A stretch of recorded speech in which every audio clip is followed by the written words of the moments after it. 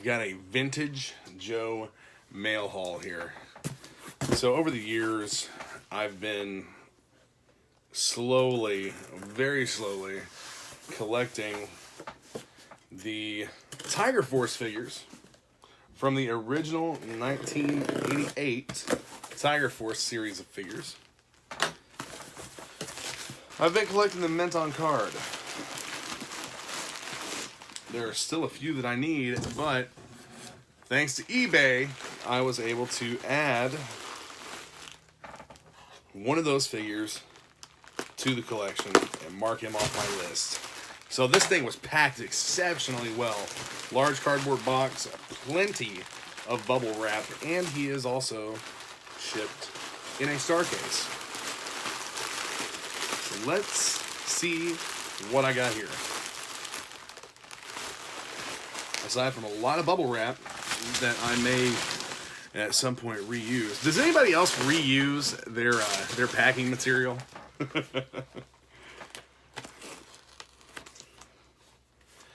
So we got the receipt for my transaction. Cool. All right, shipped in a star case. This is the Tiger Force Duke, and he has a price sticker on the card. What looks like there was a price sticker here at one point that was peeled off. I'll probably end up taking most of that off. This thing is in excellent condition. Let's take him out of the case.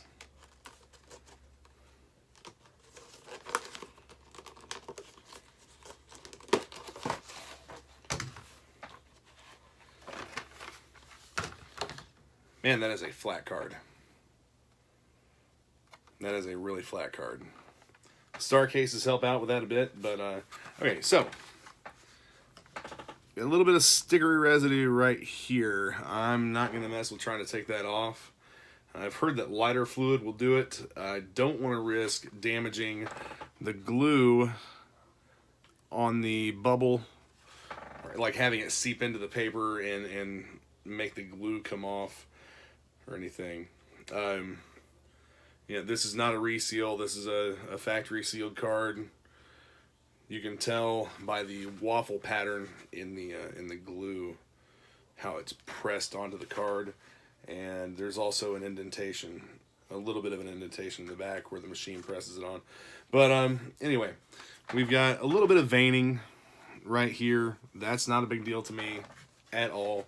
You're talking about something that was put out on the shelf in 1988 and has survived in the package until today.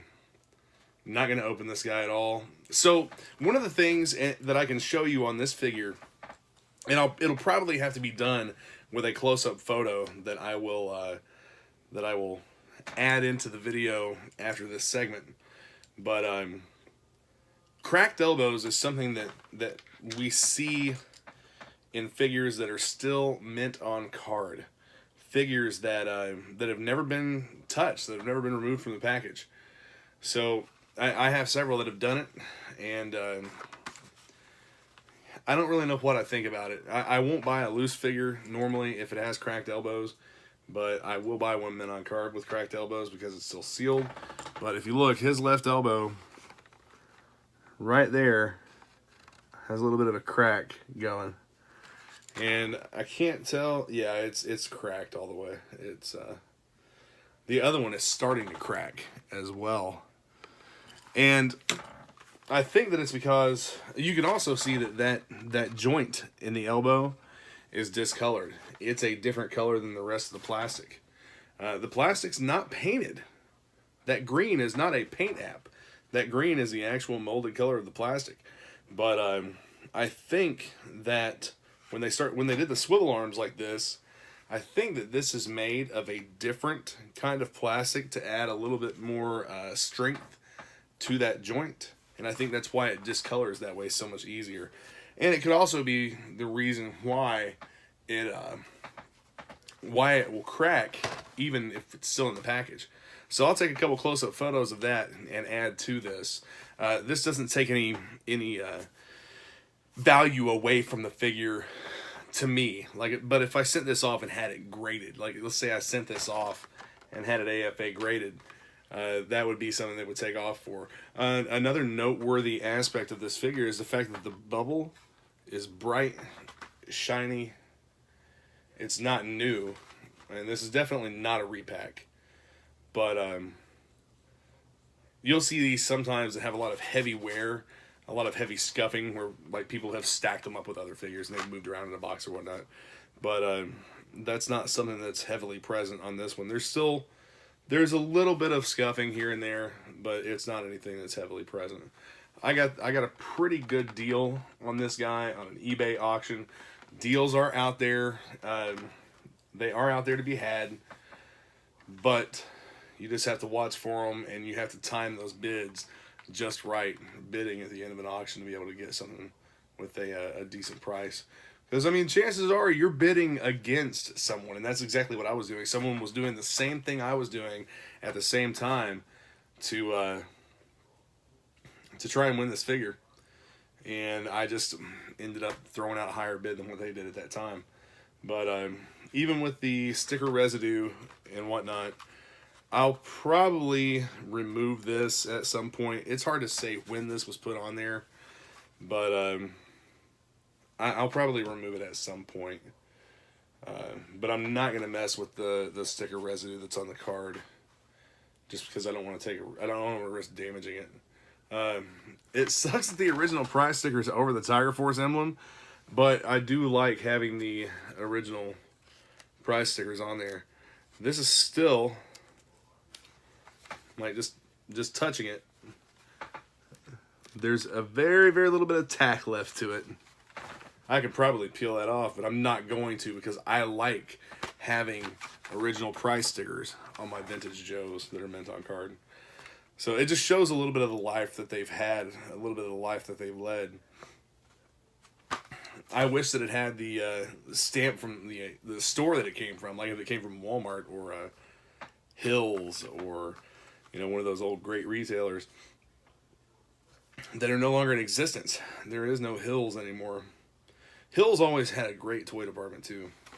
All right, so I'll post up. I'll add in. I just keep saying post up, but I'll add in a couple photos of card details on this guy, and come back and we'll read the file card and whatnot.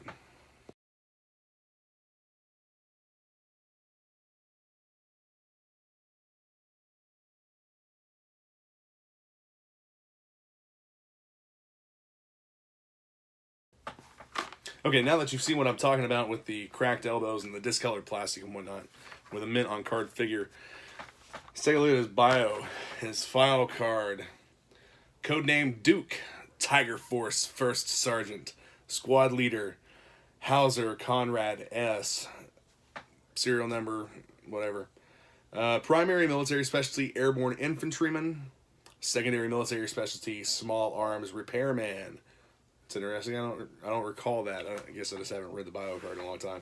Birthplace, St. Louis, Missouri. That's not incredibly far from here. Duke was fluent in French, German, and English when he enlisted. Graduated top of his class at Fort Benning Fort Benning Airborne School. Opted for the U.S. Army Special Languages School, where he specialized in Han, Chinese, and Southeast Asian dialects.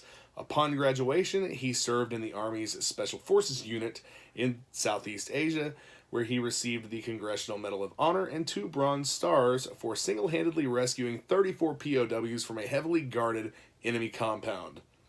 The man's a walking legend. He's got more combat experience than some of those generals in the Pentagon. Duke's the kind of grunt you want to have right by your side when the going gets rough. He can assess any hostile situation with lightning speed and act upon it quicker than you can say Tiger Force. The man doesn't know the meaning of the word fear. In fact, I don't think he has ever heard of the word at all. So, I mean, Duke is G.I. Joe, the living embodiment of G.I. Joe. But, yeah, I just wanted to go over this figure with you guys, and I love getting these vintage figures mint on card because it brings back a little bit of nostalgia from when I was a kid. Going into the store with my dad or my grandparents or one of my uncles. My late Uncle James, my grandparents raised me, and my uncles lived at home for a while when I was a kid, and my Uncle James would come home from his after school job or whatever. He'd come home from school or work or whatever, and that was always, after he grabbed something to eat, that was always one of the first things that he did was, hey, get out your G.I. Joes. And we would set up, we'd go to my room or his room, and we would set up this huge battlefield of G.I. Joes and Cobras, and just have this, and remembering it now, it probably wasn't like it was a vast amount of time, but back then it seemed like we would have battles and wars that would go on for hours. That's what it seemed like back then. But thinking back now, it was probably more along the lines of maybe an hour, but it was still a lot of fun, and it's a very, very fond childhood memory. And getting these brings me back to a time that I really enjoyed as a kid with someone who meant a lot to me. So getting walking into Walmart and going straight back to the toy department and seeing a huge section of G.I. Joe stuff with all the vehicles and figures and whatnot that they had, it was definitely a different time than it is now. Even when the modern stuff was out in stores, you go in and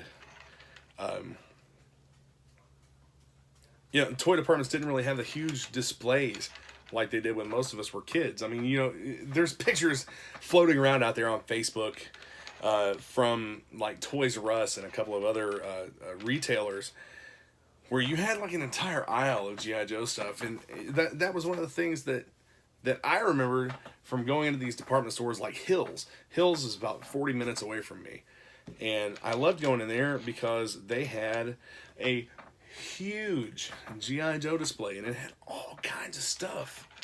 And it wasn't something where they had like 3 or 4 of one thing. I remember when Tiger Force vehicles were out, they had a whole section that was nothing but Tiger Force stuff. The figures, the vehicles, and this is something that I don't think that we'll ever see anything like that again. G.I. Joe is just the market is going to be completely different if it ever does come back. If Hasbro ever really does put G.I. Joe back in the market, it's probably going to be something along the lines of these. These modern figures are very cool. They're detailed. These aren't marketed toward kids, though. And I've said this before in videos. This is not a child's toy. This is marketed toward 30 men in their 30s and 40s that play with these things as a kid. That's what this is marketed toward. It's not marketed toward children. Wish it was, because these were marketed to kids. Ages 5 and up. I had these things. I had G.I. Joes before I was 5 years old, and that's it's not like kids under 5 shouldn't play with them. Just don't stick things in your mouth. But anyway, enough of me rambling about childhood and better times for toys and whatnot. But be sure and hit that subscribe button. Stay tuned. I've got more stuff coming your way. And you know what? Actually, real quick, I think I've got a loose version of this figure that I'm going to show you real quick. I do have a loose version of this figure, and we'll take a look at him. This is my Duke from when I was a kid. This is one of those figures that I would set up and play with like I was talking about. And if I can get him apart here without tearing anything up. Get him off his figure stand. Alright, so a couple of the things that we'll notice here. This figure has some heavy discoloration. Yeah, I just saw that light adjust. A little odd. Has some heavy discoloration on the elbow, the swivel arm joints.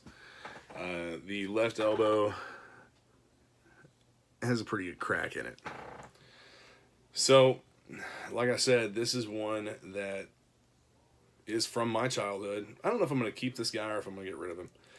All the joints are tight, almost overly tight. Yeah, don't want to move him around a whole lot. I don't recall if I ever replaced the O-ring in him or not. I think I did. Pretty sure I did. But just looking at them next to each other, you can see this guy's got some sun fading. I mean, he's been around the block. Seen a lot of battles. But, you know, the paint wear on him is next to nothing. I don't know how I escaped having heavy paint wear on a lot of the figures I had when I was a kid. You know, I didn't really take them outside and do anything like that with them. Joints are super tight in this guy. He has accessories. This helmet is a darker brown color. Probably not the correct helmet. It's obviously not the correct helmet. Weird. Anyway, I just had him standing up on a shelf. Correct gun. That is the rifle Duke came with. His binoculars, not broken. And his backpack. The green, standard green backpack. But anyway, just wanted to show that to you.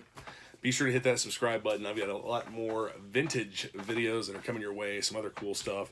And this weekend, I think I'm going to try to film a toy hunt. I'm going to be going to a couple of different toy stores.